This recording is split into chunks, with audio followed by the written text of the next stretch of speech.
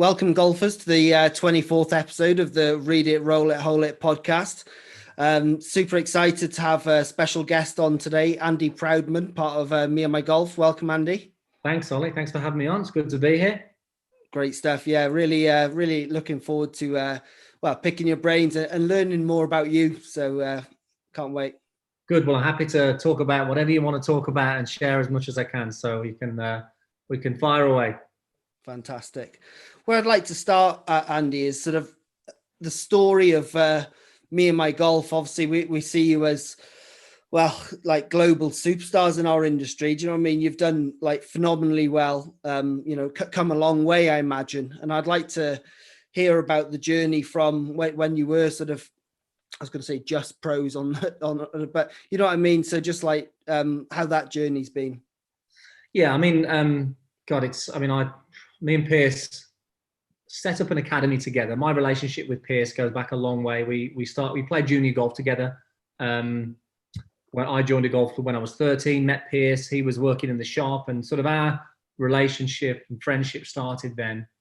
And then we always said that we wanted to do something together, and we both really loved the coaching side of things. So we we could always do something in the future. And then we set up an academy in 2006 at the Three Hammers Golf Complex, literally 5 minutes from down the road where I live. And we sort of had these goals of wanting to build this academy, and we're always very driven and very sort of goal orientated and really love learning and getting better and things like that.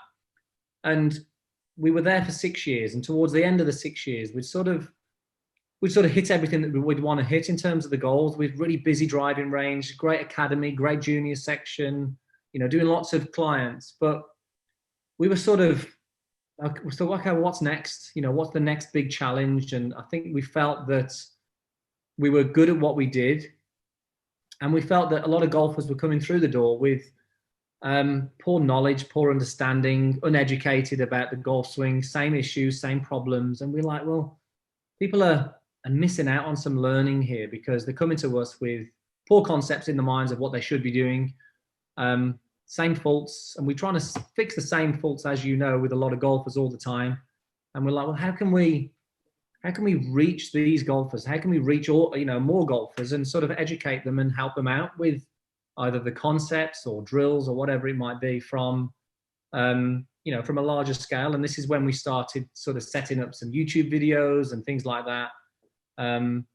So we started putting a few YouTube videos on YouTube, and that started to grow. And then we got to a point at the academy where we said, right, we've exhausted what we've done here.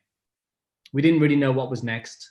As much as we love coaching, we didn't necessarily want to stand on a driving range for 40, 50 hours a week, plus like we were.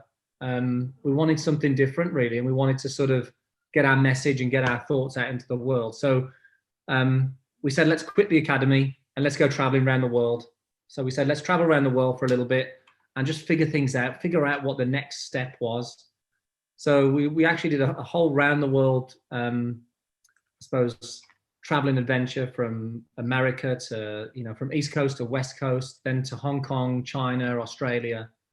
Visited a lot of golf complexes and coaches along the way, and just had some time out to think about what we wanted to do. And we did some filming on YouTube while we were away.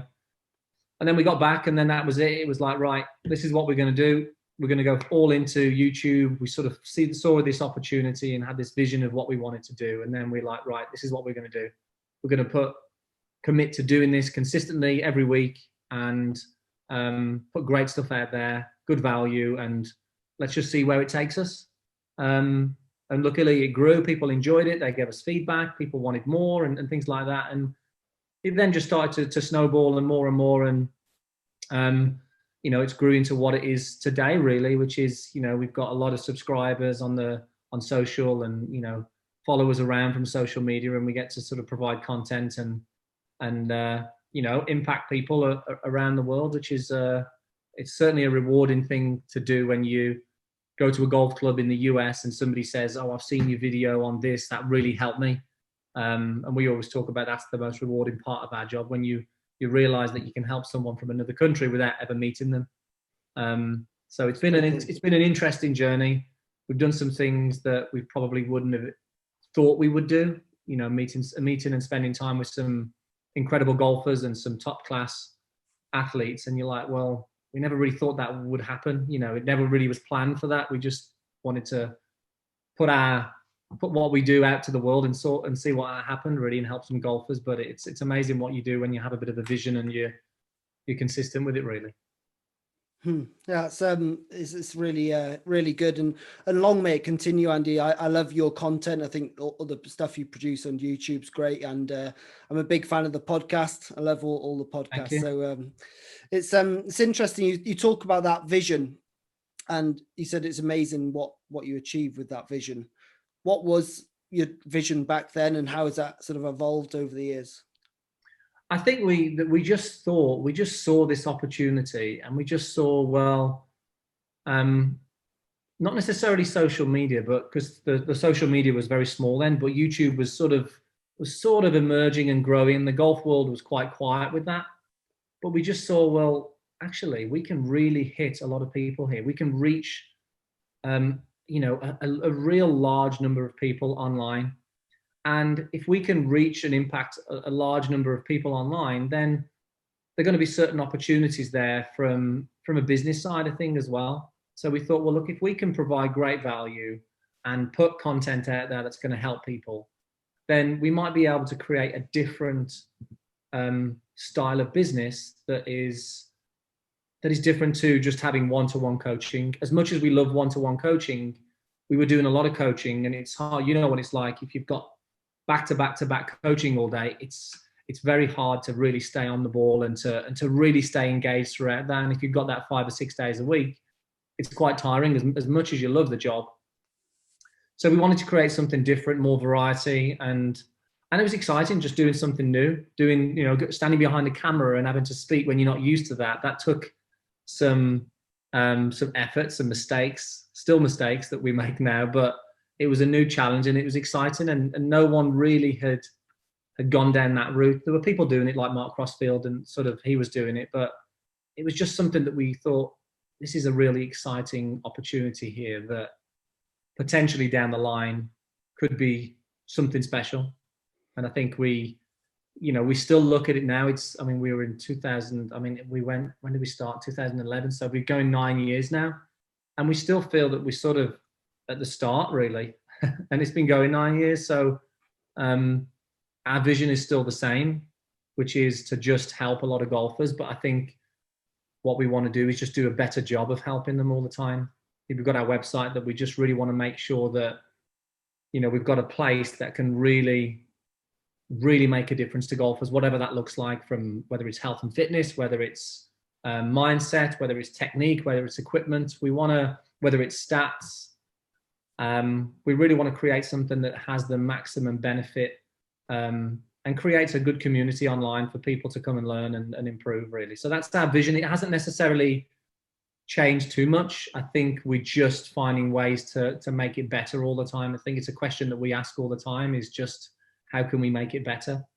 And I think it's just a question that we're going to probably never stop asking, is how can we make this better? So I think that's what drives us, really.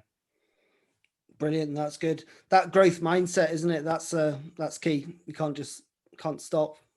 Yeah, and it's amazing when you look back at certain videos.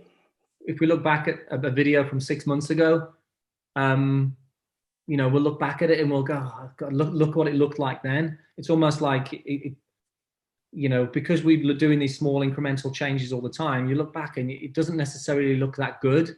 But at the time, we felt that was probably the best that we could do. So I think that's a sort of sign that you're constantly improving, because if you can look back at your work and almost not be embarrassed about it, but almost look back and go, it wasn't that good then.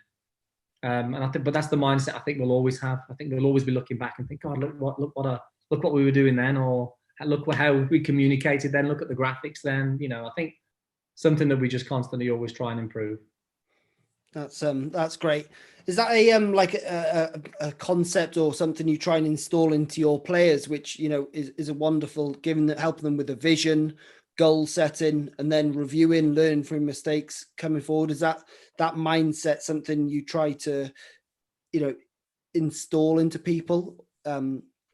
Yeah, definitely. I think it's paramount. I think understanding what you want and identifying the areas that you need to go down is just really important. I think anybody who comes to coaching with us, you know, we don't just look at their swing. You know, we look a lot deeper in that. We look, you know, we'll get them on the golf course often, all the time, and you know, we're looking at how they move, their body language, what their routines are like. You know, it's very much for us.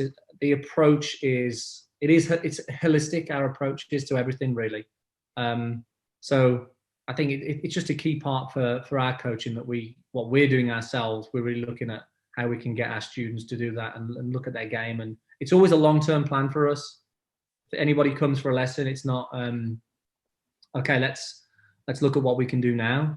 It's like, okay, well, where do we need to go? You know, what's the sort of overall goal of what we want to get to? What does today look like? You know, what's the first thing on that journey to getting where we want to get to, really? So I think it's really important to understand where you want to get to, because if you haven't got that vision at the start, then what are you working towards, really? It's very hard to actually get there. Yeah, totally agree. The goals are important, isn't it? Well, the vision and then the goals to get there. I think you put something similar like that on social media a few days ago, saying if you don't set goals, good luck or something, which is so true. If you're not aiming for anything, you know, you're just sort of going through life. But you know, I always think that for me, setting goals is really important. And this is the time of year where I sort of look and reflect on, okay, well, you know, what's the year been like? And then I'll, you know, over the next few days, I'll be looking down and thinking about what I want to get out of 2021. So, and the goals are important, but hitting the goals isn't that important, because you might not hit those goals. But if you're working towards those goals, then you're going to be working on improving, and that's really what the important thing is. It's the improvement in getting to those goals. So whether you get them or not, it's nice to get them, obviously, but actually it's the learning along the way that actually is the important part, because that's the growth. Yeah, totally agree. I think I heard you say one day, like one of your goals was one of your dreams was to live in California. Yeah. And is it a couple of years you've been there now, or a bit less? What you mean, just visiting, you mean? You're not living out there? No. Do you want to live out there? Yeah. That's it. Okay. So that's one of because you spend quite a bit of time out there, so you're getting closer, right? Yeah. We're out there quite a bit. Not this year though. It's been 12 months since I've been there.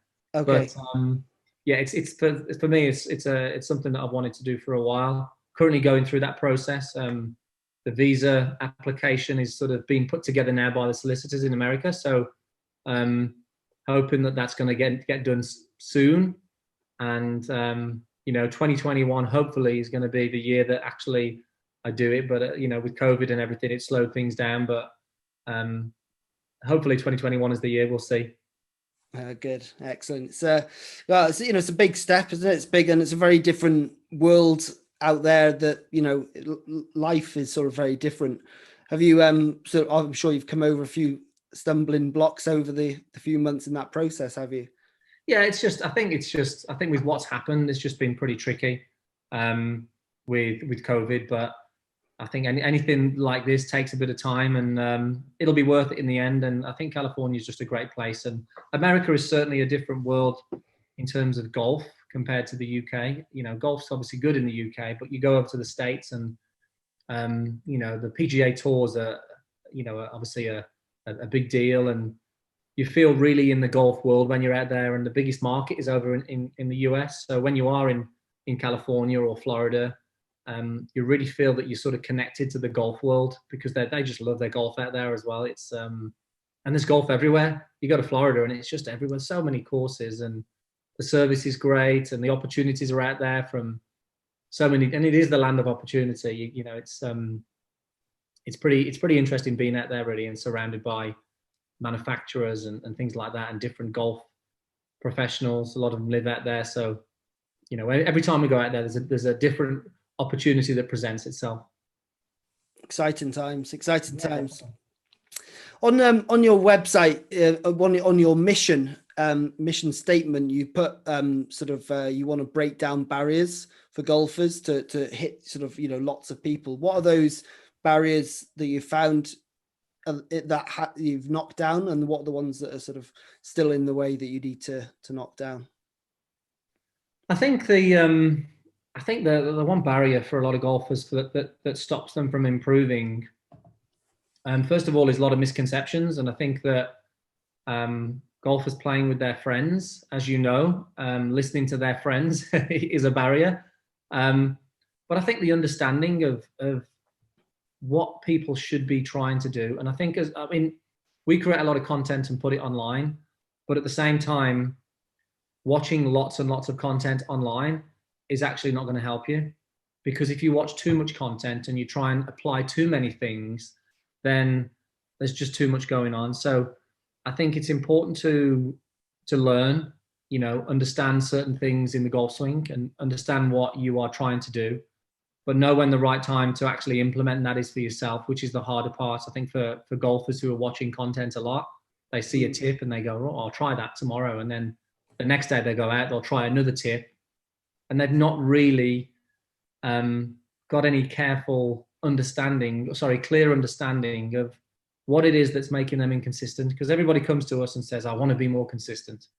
I want to be more consistent. And the first step is understanding, well, why aren't you consistent? What is it that's making you inconsistent? Is it the club face issue? Is it the pivot motion that you've got? And I think the people who are guessing are just going to continue to stay the same. So I think for me, that clarity, then that clear understanding of what is it that's holding them back, and then having a clear plan to go and do it. Like, okay, well, what's the one thing that I need to work on now for the next month that will get me on the right track to actually making some serious improvements? And I don't think golfers understand how long it takes. And a lot of them are after the quick fix. Okay, I just want to change my grip and everything be okay.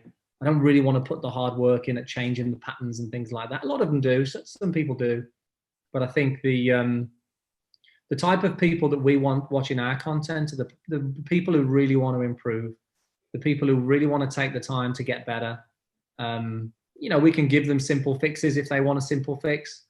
But the people who are committed to their golf and who want to get better, but also learn and understand their game. I mean, one of the things that we always really want to do is educate golfers. So when they're on the golf course and they hit a certain shot, they're clear on what's gone on. They have an understanding of their own swing. We interviewed a guy on our podcast the other day. He was a member of our website, and it was really fascinating because we were asking him questions about his game, his struggles, and what he's worked on, to improve. And one thing that was really apparent with him, he was very educated in understanding the golf swing. And we were like, great, that we've done a good job of helping him understand the golf swing, because that now makes him an educated golfer on his swing. So if it goes a little bit off, he knows what he's done. Where I think the majority of golfers out there, they hit a bad shot and they go, I don't know. They'll listen to what their friends say, and then they'll try and implement what their friends say, and then they sort of spiral out of control, really. So I think the education and the understanding about your game, what you can do physically, and also understanding your own mindset as well, which is important. So as I said, there's lots of different barriers from mindset to, what you do from a physical side of things to what you do in terms of your nutrition on the golf course, and then understanding certain concepts and what you should be doing in the golf swing as well. Interesting. Yeah, it's good. A couple of questions just come from that. One was, what are the common misconceptions that the absolute crap tips that golfers give each other? They mean well. That's the thing that, like, not bugs me, but like, the 26 handicapper is trying to help the other 26 handicap, and he's telling him to keep his head down, or swing slower, or keep his left arm straight. There's maybe three common ones. What are the other sort of ones you see? And the next question, you mentioned golfers do watch a tip on YouTube. They'll try it one round, it might work, it might not, and then they'll try someone else, and they'll watch someone else, and then watch someone else. And when they come to see, you or a coach live, they come out with this absolute 5 minute, 10 or half hour. Some golfers have absolute just like 1,000,001 ideas. So you talked about channeling the tips. How, apart from always the answer to not listen to anyone else and just listen to me and my golf.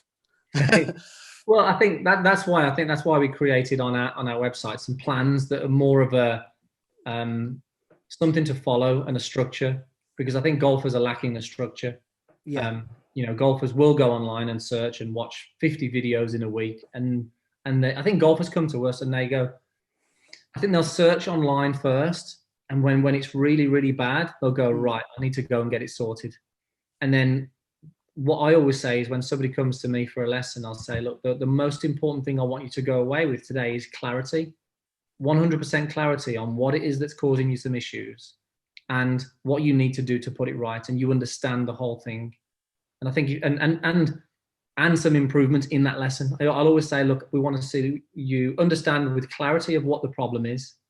You can hit it better, and you know exactly what you need to do to put it right when I'm not here. So if they can have those three things, then I'm happy, because I know that I've done my job. If I can have them going away going, yeah, I'm 100% clear, it all makes sense, I've seen some improvements, and I know what to do when I'm on my own.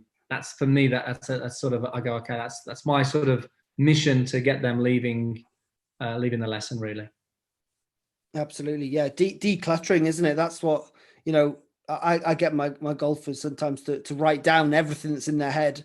So some will be good things and some will be bad things, right? So we'll get rid of the bad and keep the good, and hopefully almost not give them more information. I think they've got too much information. It's sometimes taking a lot of information away that can help. But yeah, and I think golfers need to know what not to think about.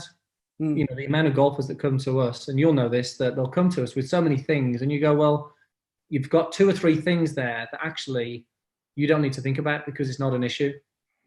And it's nice to know, okay, right, great, I haven't got to think about those. Great, that's not a problem. So it's like, okay, what are the things that I don't need to think about, and what is the one thing that I do need to think about that's going to make everything else better? Totally. And if you can do that, then it's so much more. It's so powerful to do that. The relief they get when, I don't have to think about keeping my putter in a straight line. No, you can let it move in and out.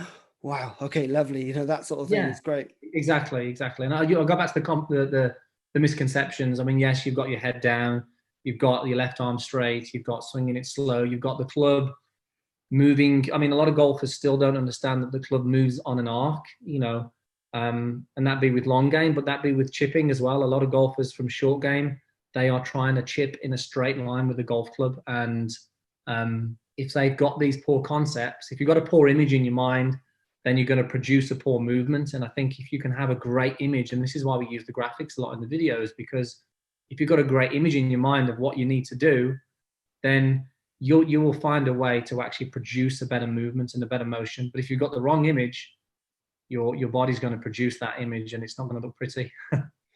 No, I love that. I think, what the mind believes, the body achieves in many ways. And if their concept is poor, then that's likely going to produce poor movement. So what about putting misconceptions? I think one of the biggest things that I see from putting is, I just think that golfers, from my experience, there's a few things. I could list a few here. I could go all down these. The first one I would say is that I would see so many golfers when they're putting, they're so focused on what the putter head is doing when they're actually putting, instead of what they want to happen. Therefore, they're trying so hard to control the putter head that it's really their ability to feel, judge pace, use their intuition is completely gone, because they're so focused on trying to keep the putter face square, trying to stop the putter from moving around too much in the backswing. And therefore, they are not tuned in to actually what they have in front of them, which is getting the line, assessing the pace, really tuning into the feet, their feel, and everything else that goes with that. They're so locked into actually what the putter's doing. Another thing all the time that I see, I think the most common thing that I see from golfers from the putting side of things is that maybe short game in general is that they get told that they need to accelerate a lot.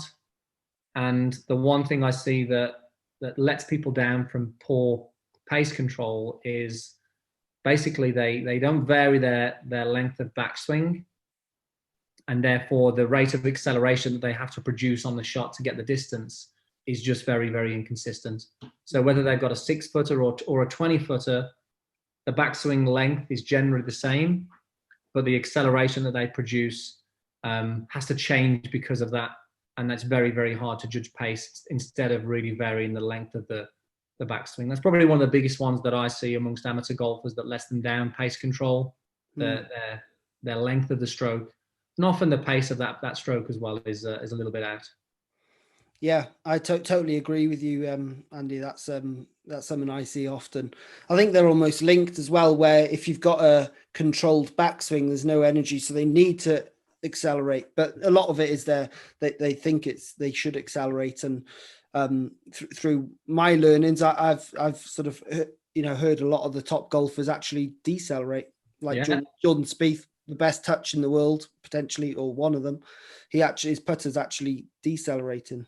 Apparently Ben Crenshaw was the same as well, But Ben Crenshaw was saying, I heard a story from Paul Hurrian years ago, and he said that Ben Crenshaw was saying that you need to accelerate on your putts. Okay. And then they measured him, and he was very similar. He was sort of decelerating.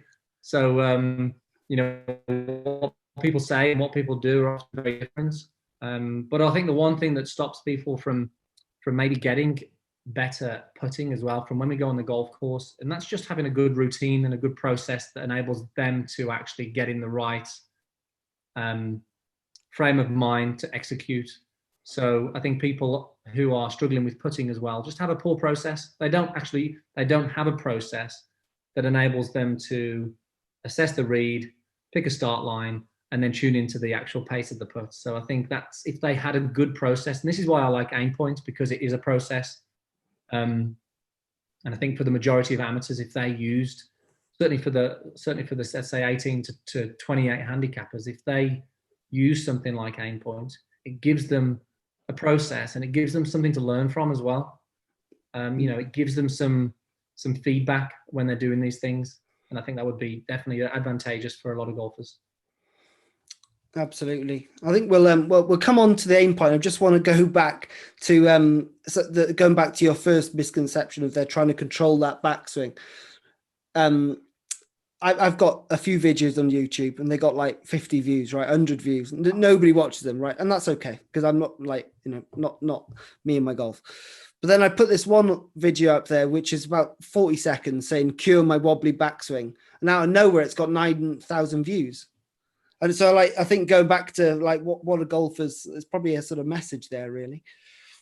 Well, these are the things that golfers struggle with. They're saying, "Oh, my putter's moving around a lot on the way back." What's the answer? What the problem is what they do is they go more control, tighter grip, slower backswing, and actually what they should be doing is the opposite. They should be freeing the grip up, faster backswing, less control, because that's going to free the motion up to create better speed, better pace control, less tension, and more freedom in their stroke. So often people do the opposite of what they need to do. Yeah, totally. I think all I say in that video is if it's wobbling, then stop looking at it. Yeah. Look at the ball. But yeah, anyway. I don't know if you just froze there or if that's my side.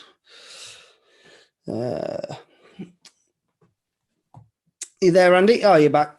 Good. Yeah, good. It probably was my end. Sorry about that. So let's go on to putting. So I know that you did the aim point class with Jamie Donaldson down at Woburn, the Express Read. I'd just like to hear your views. I know you've just said a little bit about it, but explain to us what that sort of 2-hour session was like and what you enjoyed and how it can help golfers.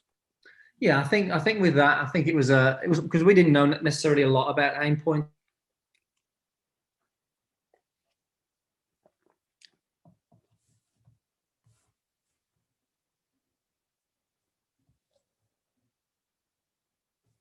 think, oh, you froze again. Are you there? I'm here now. Yeah. Sorry. Just start the aim point part about again, Andy. Yeah. There was. Yeah. So I think, the aim point was our first look at it with Jamie. Really, we'd heard a lot about it, but hadn't really explored it. So to get to go and spend a little bit of time with Jamie was really interesting, because it was our first look and really understanding it and what it was all about, and the percentages of the slopes and things like that, and using the fingers. We'd seen it, but we hadn't really explored it. So for us, I think we came away from the first time that we sort of spoke to Jamie, and we were like, this is, as I said a moment ago, this is really, really good for the amateur golfer, because most of the amateur golfers, I'd say the plus 15 handicap maybe, most of the plus 15 handicap have a poor process or no process, and no feedback system that allows them to really get any understanding of actually, well, are they improving their green reading? What's their feedback coming in from when they're missing a read, or did they start it on their initial target line and things like that? So I think from our side of things, we were like, this is so simple. It doesn't rely on just the eyes. They've got some feedback with the fingers, and it gives them a real structure to go, right, that's where I'm aiming, instead of actually just sort of guessing and just not actually picking a spot, not even picking a start line, and just hoping that they're going to get it close. And I think from taking so many amateur golfers on the golf course, they really are clueless on start line. They way underestimate the break, and they do not pay attention enough to the initial start line of the golf ball. So I think the great thing about the aim point is it gives them that reference point to go, right, this is going to be my initial start line, and I've got some training here, I've got some feedback so the misses for me are going to be a lot closer. Instead of missing, 3 or 4 holes right or left, I'm like, if they can do this, evaluate and refine this over time, and they're going to get used to what a 1, 2, 3, and up to 5% slope feels like. They're going to get used to the pace of the green, so they're going to understand how far their arm needs to be away. They're refining it all the time, every time they go on there, so it's something that they can grow and improve. So for me, I love it. I think it's a it's a great thing that most amateurs should actually explore and see if it works for them. And they've got more feedback. If they don't want to use that system, they've still got that feedback that they can use with their feet as well. Brilliant. No, great stuff. I think feedback's the key, isn't it? And that's, something I see that the 900 students I put through aim point is they learn from their mistakes, which most golfers don't. And it helps them make a decision on start line. Most golfers stand over and go, I'm aiming left edge overish over there somewhere. And It's like, how can you be good at aiming if you're not picking an aim point? And then if you're not picking an aim point, how can you start the ball on line with a good stroke and with the right speed? So it's amazing how golfers improve all 3 skills, and even the 4th skill of the mental side. It frees them up by, I put it down to being present, because the feeling is obviously one of the senses that gets them in the present moment. And did you find that at all? The sort of the freedom of it somehow, the sense? Yeah, I think. I think for me, I'm quite a free putter. I feel like I'm very in tune, but I don't think many amateur golfers are. So I certainly see that as well. I think a lot of golfers. I'm always telling golfers to get, when we go on the course, I'm telling them to use their feet. I'm telling them to really look at to be aware of things as opposed to just what's in front of them, and tune into the environment as opposed to just being very fixed on the putt. So. I think it's a great way to free everything up and, like you say, be more present in what's actually around them as well. Not just the line that they've got, the whole green, the fairway. It's there's so much involved in it, isn't there? 100%. Cool. Okay. So tell me about your putting routine, your specific one. My putting routine. Okay. So my putting routine is, so me personally, I don't use a point to the side of the hole. I find it really, really difficult to pick a straight line, if that makes sense. Me too. So what I will always do, and I feel like I'm a good putter. I feel like I really read greens really well, and I'm pretty consistent with my stroke and my start line. I don't know what it is. You'll ask, if you see Piers and ask him, he will say I'm a good putter, and I'll always drain some long putts when I'm out on the golf course.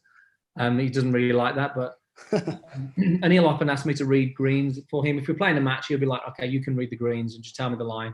So I feel like I'm really good at that. So for me, feet are a big one. As soon as I walk onto the green, I'm taking in what's going on with the ground, what's going on with the feet. I'll walk around to the side of the holes. I'll be looking at how the whole green's situated, which is key as I'm walking to the green as well. But then when it comes to reading the putts, the way I do it is that I just imagine I know I've heard Brad Faxon talk about this in the past, where I just imagine if you're on a dewy green, I just imagine the trace of the ball going in the hole. I see every putt as a curve and a line. It's never, unless it's a straight putt, then it's never straight, obviously. But I just imagine that trace of the ball, and then I trace it all the way back, and then I just focus on that initial point, on that curve that's going to get me and get that golf ball on that curve going into the hole. So that really works well for me. I just see it. So I do pick a point, but it's a point along the trace. It's not necessarily a spot next to the hole. Then what I'll do is I'll get up to I'll pick an intermediate spot always. I'll always pick an intermediate point that's close to the golf ball that's on that line. I'll walk in, focus on that, get myself lined up. Then I'll move to the side. I'll have a couple of practice strokes, and then I'll just move in, and then I'll look at the hole, and then I'll just go.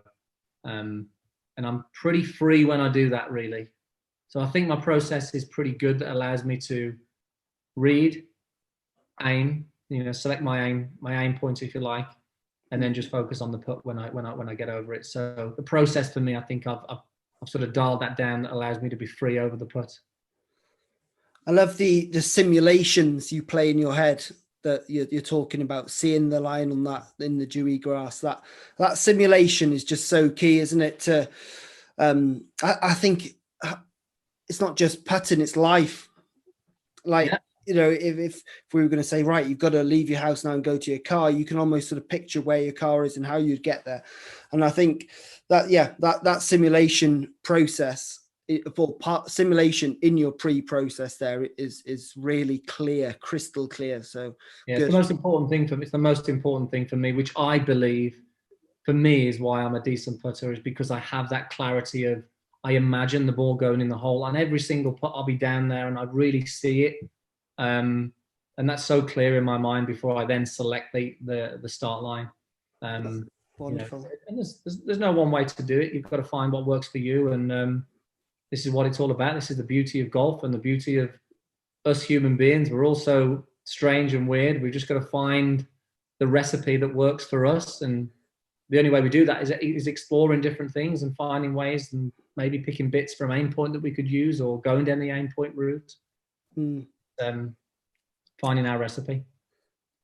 Love that. Yeah, find your recipe for the journey. It's there's so many different ways, isn't there, that you can do your targeting strategy. So finding the best way for you is key. So yeah, cool. Okay, I like that. And talk to me about putting practice, Andy. For you, I know you practice hours a week because you haven't got much to do.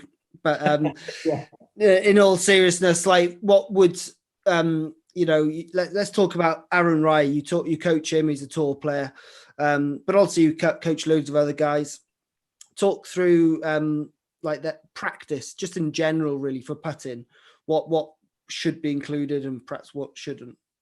I think that the one thing that we like is just calibrating your stroke. So a certain amount of time on just calibrating your start line. Can you actually start the golf ball on your intended target line? So it might be just a 6-foot putt. Where you've got some, a gate, 2 tee pegs, 2 golf balls, whatever it might be, and you're lining yourself up, and you're actually just calibrating your stroke. Can you produce a stroke that starts it on your line? And I think that's crucial for anybody, really, to spend a certain amount of time doing that. You don't need to spend hours doing that, but I think if you're consistent with that and you did 10 to 15 minutes every time you practice, that just keeps your stroke in order. And then I think certain amounts of, I think what amateurs don't do much of is actually practice their green reading. Most people are practicing their putting stroke, but they're not going out there and refining their green reading. So having, for instance, using the aim point system, you can go out there, you can get out there and you can practice reading a putt. You can go and stick something into the side of the hole. You can use that time to understand, well, is your feel calibrated to the actual, to the spot that you're actually picking? So I think a certain element of time should be dedicated to that. I do like putting some games in there, some skill challenges where you're actually putting some consequence in there. So something like a 5 foot circle where you're going birdie par. You finish when you're either 4 under or 4 over. So there's a certain amount of consequence and pressure to games like that, which I really like on those, certainly on those 5 to 6 footers maybe as well. And then obviously just practicing some variety, practicing some variety of your left to righters, your right to lefters, because a lot of people will vary in those as well on the green reading, and also tendencies within those, understanding, on a left to righter, are you over reading? Are you under reading? Are you under reading and then overcompensating in your stroke? There's a lot of different things that happen on different styles of putts, that, and different types of putts that we need to understand. So getting to grips with that and understanding left to righters, right to lefters, working on those, working on the reading, and even doing some of the gates on those as well. So putting some gates on the right to lefters, on the left to righters, and understanding, well, you've chose your line. Can you start it on? Have you chose the right line? Can you start it on the right line as well, without making those compensatory moves in the stroke?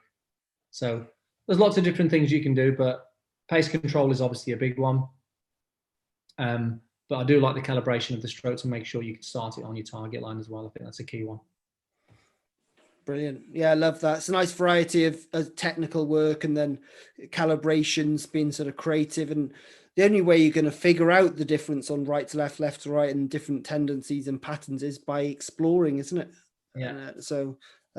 Yeah. And I think with the putting as well, I think just so many people I'm less bothered about how the stroke looks and more bothered about how the stroke works. So I don't care really if the stroke looks a little shut on the way back or a little open on the way back, if you can consistently start it on your target line. And I see a lot of people out there working on trying to make the stroke look good, and instead of actually trying to make the stroke work.